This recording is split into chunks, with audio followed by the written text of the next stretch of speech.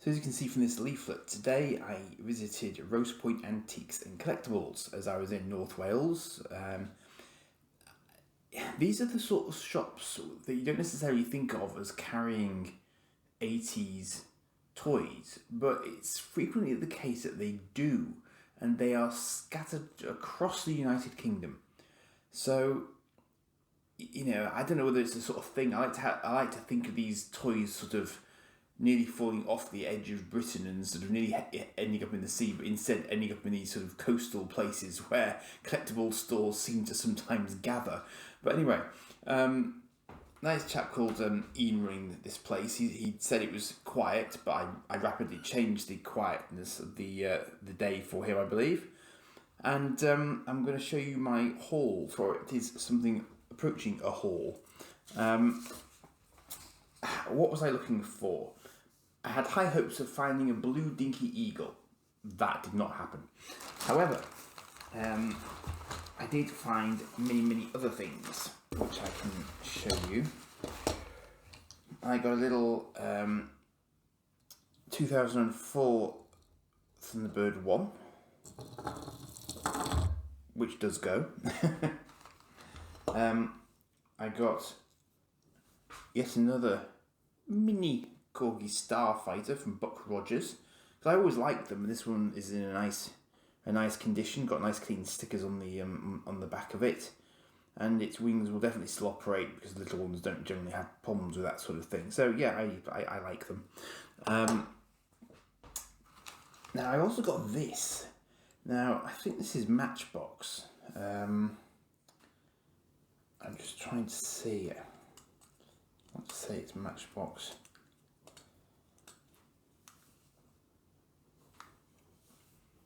Can't quite make out if it is or not, but I've got another little train like this. But this one I've always quite liked, simply because of the sort of metallic green of it is just really nice, I think. So rather than getting a box one, which would cost me more off eBay, I decided to pick this one up instead, because Ian gave me a bit of a bulk discount anyway, which was good of him. But going into these stores also means you don't have to pay ridiculously high amounts of postage on things. So if you happen to be near one, it makes absolute sense to try and pick some stuff up from one, because otherwise you're going to end up paying through the nose. And again, he kind of threw this little carriage in for me as well.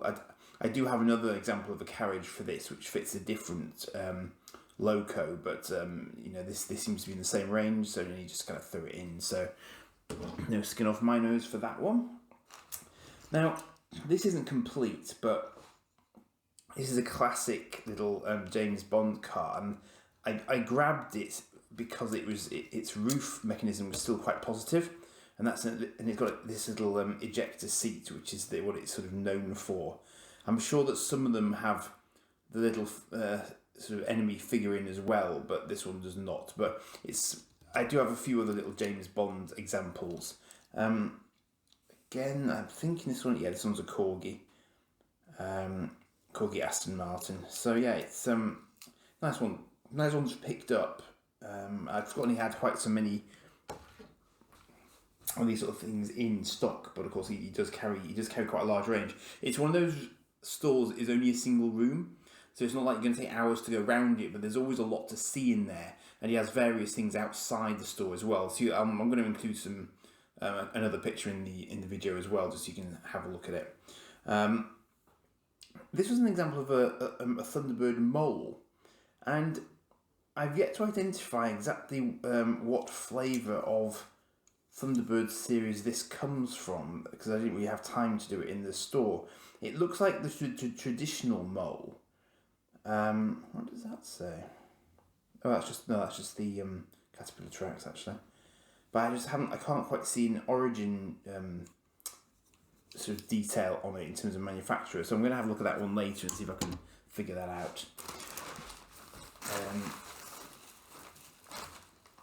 Now this one Ian was very, very worried about me. Well, not worried about me taking, but worried about it getting back with me in one piece. And that is because this is now quite a sort of sought after thing, and this one is in very nice condition. And this, of course, is a bat boat. And this goes with the Corgi Batmobile, which was prevalent throughout the sort of 60s and 70s in many people's toy boxes, and of which I have a sort of moderately decent example myself. But the Bat boat is seemingly quite sought after, and I've also got the trailer for it now. So this was by far and away the most expensive thing I picked up, but I do think it's quite a shiny example of it. So again, it wasn't one of those things I was particularly looking for, but I have sort of noticed it on auctions before, but they're invariably really scrappy. That's quite nice. So if someone had a nice Batmobile, they might quite like that as an add-on to the nice Batmobile. So I don't know whether I'll hang on to that, or I might do a video of it and then maybe sort of let it go. I don't know, but I'll see. If you do ever see anything on these videos that you might like, and you think I might have duplicates of, just let me know. I'm on the Twitter. If you look up Excelsior UK, you should find me. Here we've got another bit of Thunderbirds, and this is, I think, is the Matchbox Fab 1. It might be one of those that I already have, to be honest. Again, I just sort of swooped it up in my general haste to get stuff and get out. Nearly made it. Nice pink, but I suspect I have a growing hoard of Fab 1s I don't really need. I also picked this up, which again, I wasn't intending to, but I thought it was in quite nice condition. And this is another one of Corgi's tie-ins, and I already have a Superman and a Spider-Man van from memory.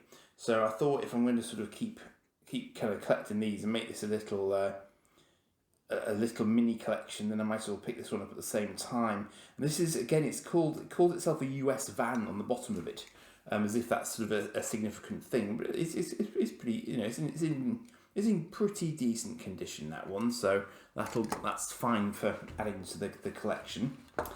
Now, I picked up this Goodyear blimp, and I have this distinct impression that I had this growing up.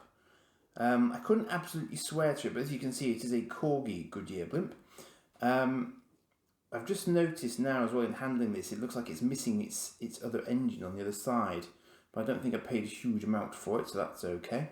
But it's an example of, as these things are. In fact, rather interestingly, it looks like it's got a little loop on the top of it there. So I guess that was intended for you to sort of string it up so you could display it in midair. That's a nice idea. Cool.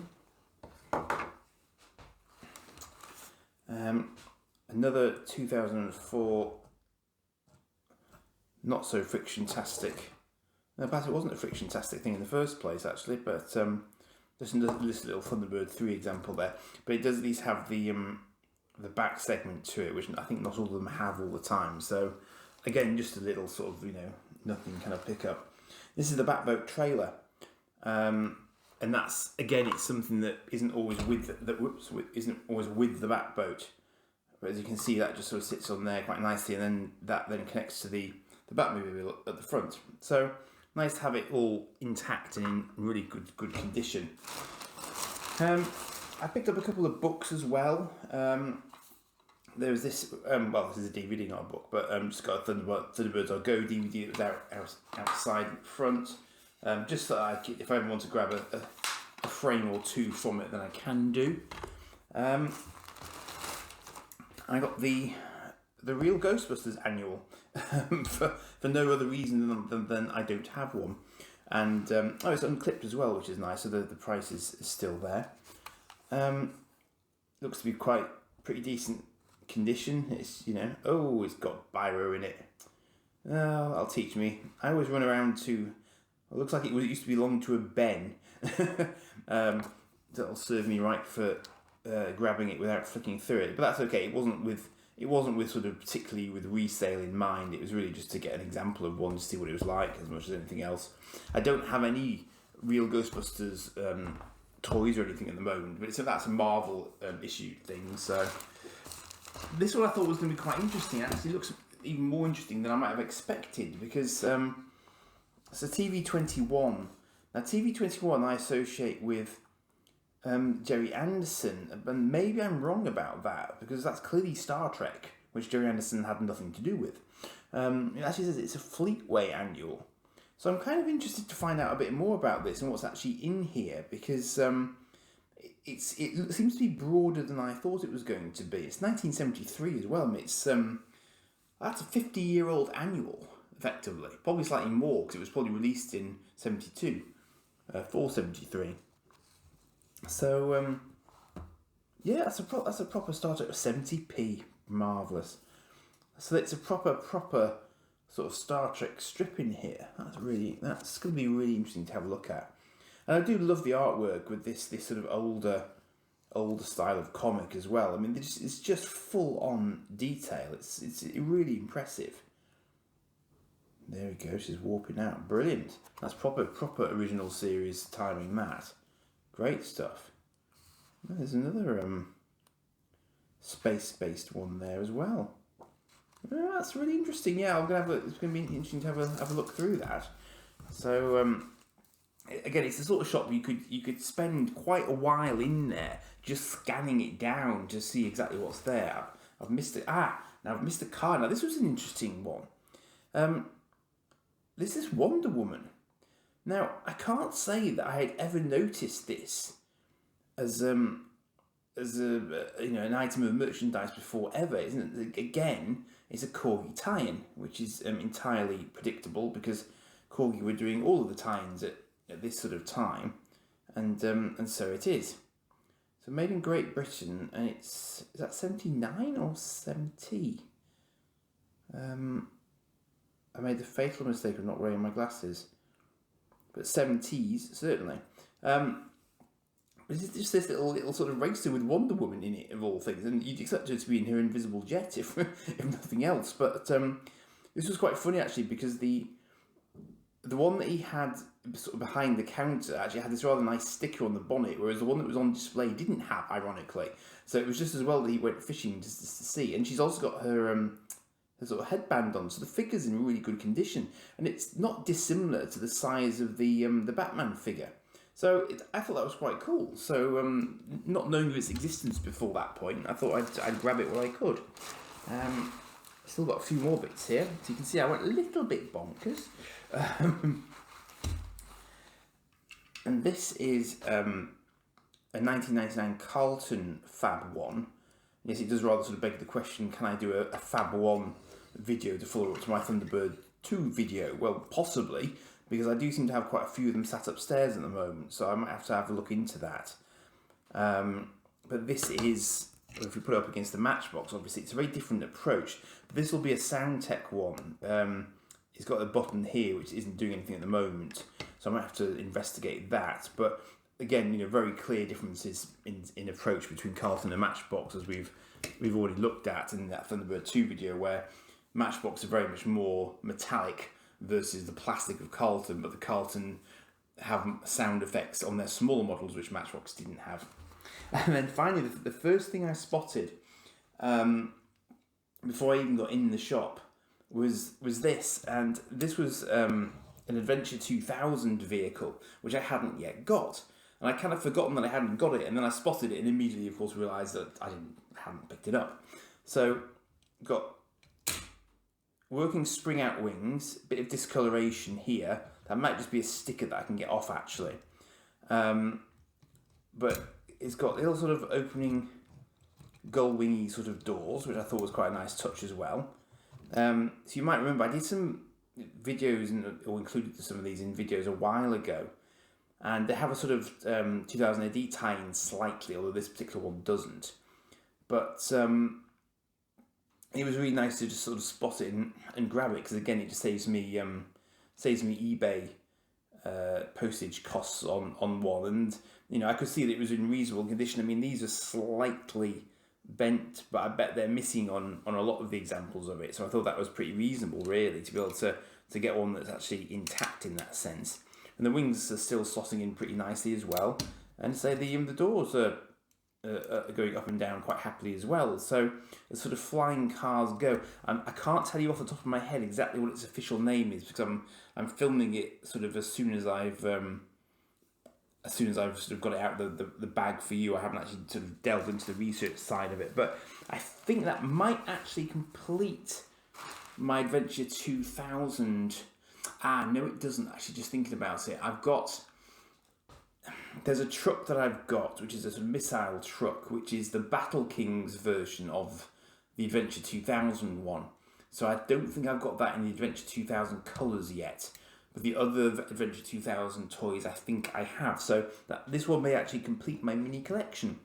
And as I say, ironically, that was the first thing I saw before I even got into the shop proper. I'll show you a picture of the outside display case that this was in as well, just so you can sort of see for reference in case you want to sort of check it out for yourself. But just one of those lovely little seaside shops that you don't expect to find, and then do find something in it which is actually something that you'd be interested in, because he covers quite a wide range. There's books, there's various memorabilia, there's some fighter jets in there, there's Doctor Who, Dinky, Matchbox, Corgi, as I've been showing you, all sorts of bits and bobs really, lots of annuals, records as well. So if you happen to be in the area on holiday, or you are around that area, then go and have a look.